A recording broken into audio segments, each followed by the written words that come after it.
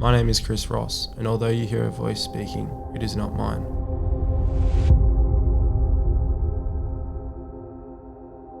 A few years ago, at the age of 31, my life as I knew it got turned upside down. I'd been diagnosed with MND. My journey until now has been enlightening, but it comes with challenges no one should have to go through. This disease is slowly taking everything from me. The ability to eat, speak, care for myself, walk, breathe, just everyday things that we take for granted.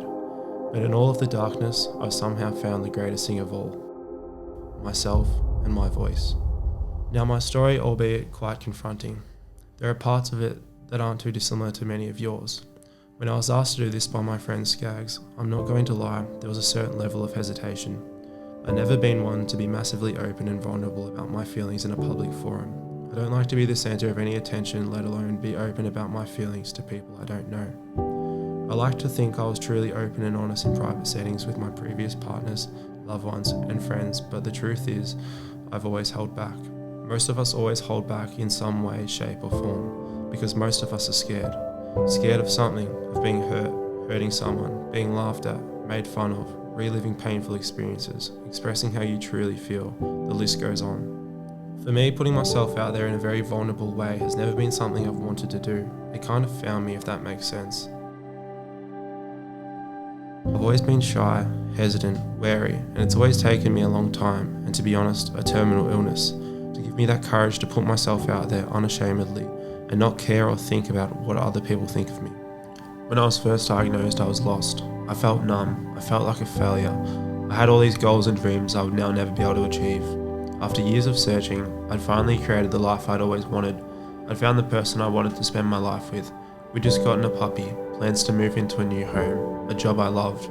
Everything was as I'd hoped. Then suddenly, everything got ripped away from me. It's easy to let things overwhelm you, so I started writing in a journal my partner at the time had given me. It wasn't much, but it was a start in putting what I was feeling from my head and my heart down on paper. I started my Beat the Beast page just on a whim, as a way to put my thoughts and feelings down, document what I was doing in my journey with MND, and maybe raise some awareness and help a few people while I was at it. I'd never have imagined what it's turned into, and it never would have happened if I hadn't fought off that fear and put myself out there. It's been liberating, and it's changed my mindset, helped me get out of bed each day, and made me more honest with the people in my life. Death changes your life, for better and for worse.